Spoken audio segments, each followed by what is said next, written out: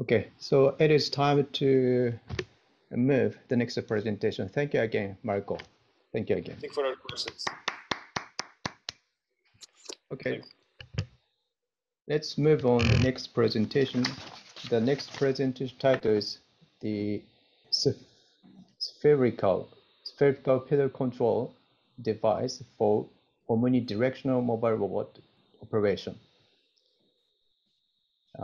The presenter is Thawanrat Siriwattanalerd.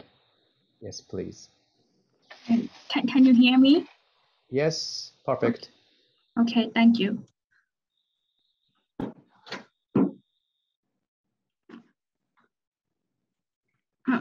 Sorry.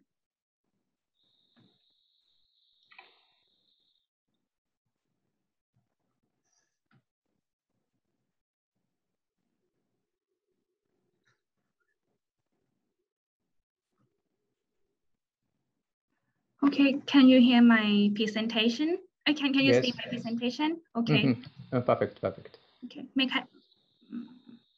May I start? Yes, please. Okay.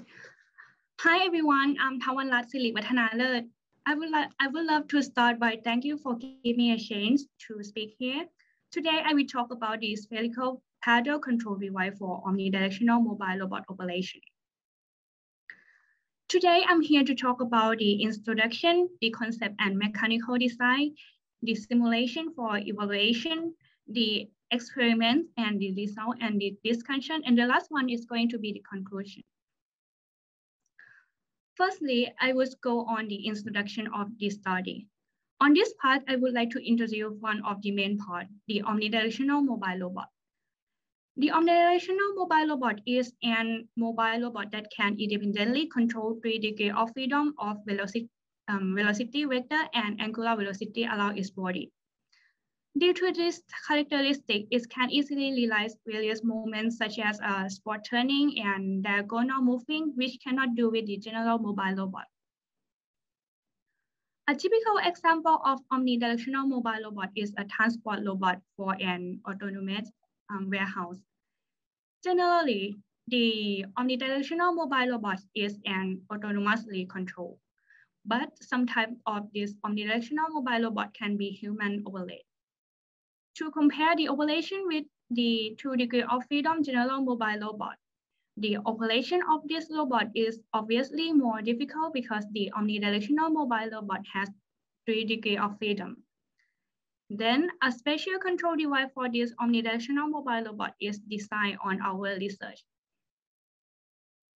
As I said before, that some type of this omnidirectional mobile robot can be a human control. By this function, we can take advantage from its ability, which can move and change direction frequently in a narrow space. One of the development which is suited to this ability is the production line of manufacturing industry, where the operator must do the multiple tasks and stand for a long time. So we designed this feature of our control device to help the operator avoid long work time standing by sitting and moving on our movable chair with the omnidirectional mobile robot and controlled by the spherical paddle control device. And to sit and operate by foot is one more important feature, because in the production line, the operator's hands are very important for work, then freehand control is necessary, and by sitting can reduce the stress of the operator's body. So we decided to develop this spherical control device as shown here. While rotating the spherical paddle by foot, 3 degrees of freedom parameter is received and sent for the robot controlling. On this slide, we will go on the next topic, the mechanical design. For our basic concept of design, we use a small sport ball with 135 millimeter in diameter as the spherical paddle control device. Firstly, the initial position of the ball is set, and the angle of rotation related to the initial position will indicate the velocity and angular velocity for the 3 degrees of freedom direction as this slide here. After that, we install 3 omnidirection we installed the Omni wheel here under the ball for holding as the picture. To allow freely rotating along each axis while holding the spherical paddle is necessary. So these Omni wheels are connected to the encoder and DC motor for measuring the rotation angle of the ball along 3 axes.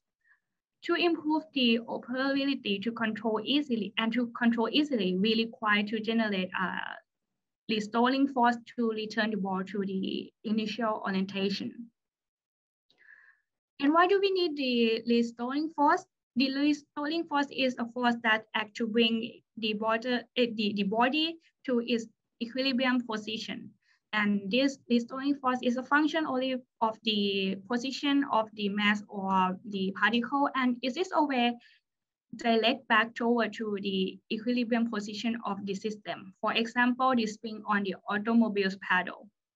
So we use this restoring force for our design because we need this function to relocate the spherical paddle back to the origin after we taking off our foot.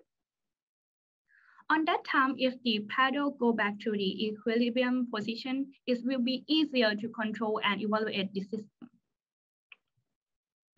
After we set the position for the Omni wheel and the sport ball, we design the cover here to prevent the ball from falling and keep it stay in contact with the Omni wheel for detecting the angle more accurately. This idea came from the ball bearing.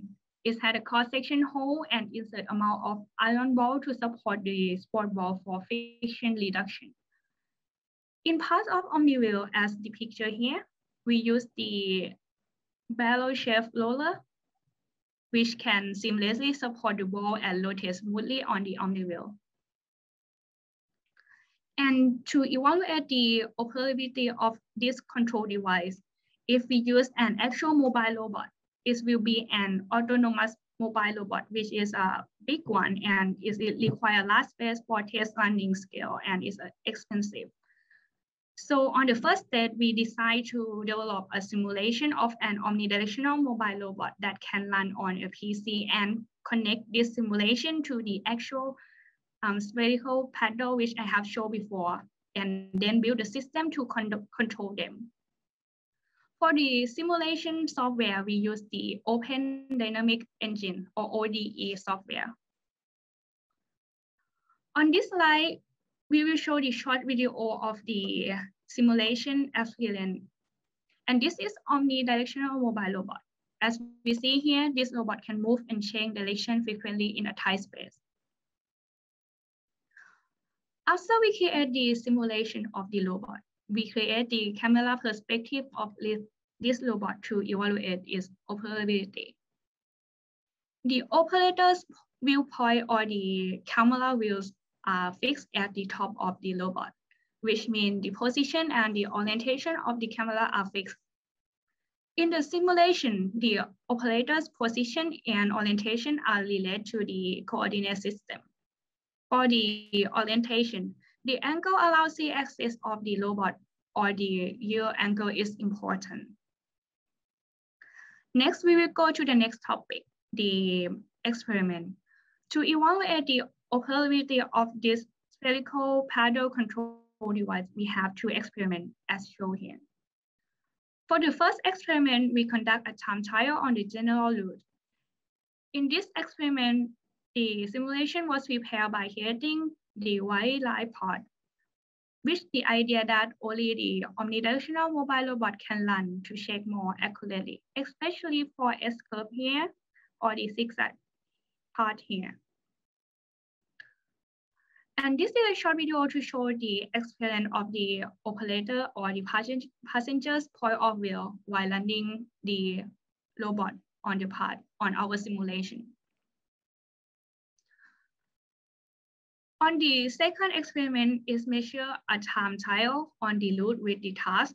We set up the object like the ball here in the picture for the 4 different colors and the white line route, like normal. This task is to count the number of different color balls while moving freely on this route, and the time will be measured from the start point here until the test is done. And this is a short video to show the experience of the operators with point of view while running the robot on the roadway with our control device, and then count and determine object. This experiment evaluates that the operator will be able to count and determine the number and the color of the ball while using our spherical control device or not.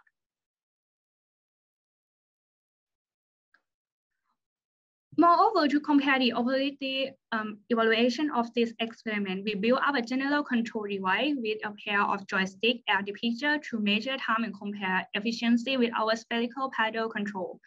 In both of two experiments, we did it 2 times. First time, we studied experiment and measured time without training. And the second time, we trained the examine for a few minutes and start the experiment and measure the time. On the next part, we go to the result and discussion part. For the first experiment result, we consider that the spherical paddle requires only a 1 foot operation, while the general controller requires 2 joysticks. And we can see that the spherical paddle are better than the general controller. For more results, after a few minutes training, 4 out of 6 examined can control the spherical paddle better and faster. And next is the second experiment for the object counting experiment. For the general controller, the movement of one joystick for indicating the velocity vector of the robot, and another joystick indicate the angular velocity around the robot's body. Conversely, for the spherical paddle, to turn on the spot to rotate the ball, allow the Z-axis or twist their foot, which has a limitation for human. So we can assume that the joystick is more suitable for turning on the spot. And for this experiment, the result is the general controller is able to finish the task faster. So we move to the last part, the conclusion. In this research, we can propose that a spherical paddle control can control the omnidirectional mobile robot by hand-free. The spherical paddle operations ability was evaluated by using a simulation connected to the actual spherical paddle control device. And this results show that the spherical paddle perform as well as the general controller by the hand-free control ability. In the future, we will fix the robot twisting problem, which is necessary to give the amount of direction around the Z-axis. And from this point forward, we would like to develop an actual boarding type omnidirectional mobile robot and apply the control system of the spherical paddle and then evaluate its operability. Well, I hope I have shown you all the importance of this research. Thank you very much indeed for listening. Thank you very much for your presentation. Okay, it is time for question and answer session. Are there any questions or comments? If you have a question or comments, please turn your microphone on or raise your hands, virtual hand in reaction button. Or chat, please use the chat window.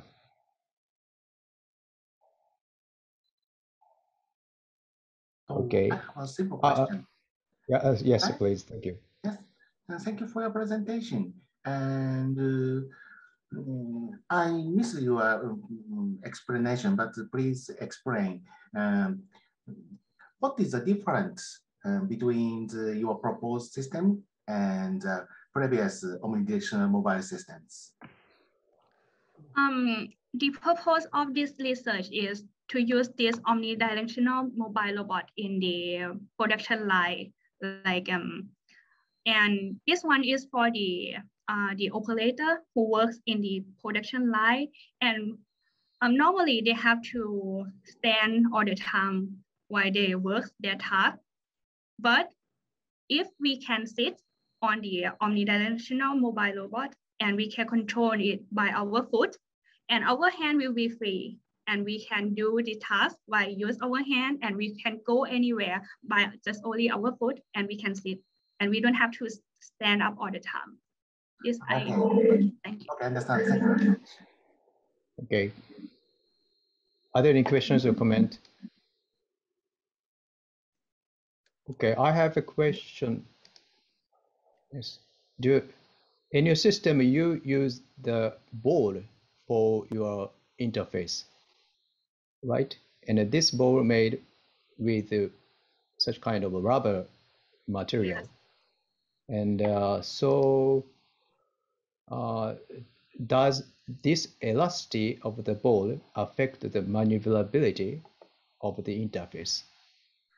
For this ball, we use the basketball type of the ball. Yes, and we use this basketball because we think that the friction for the ball is enough.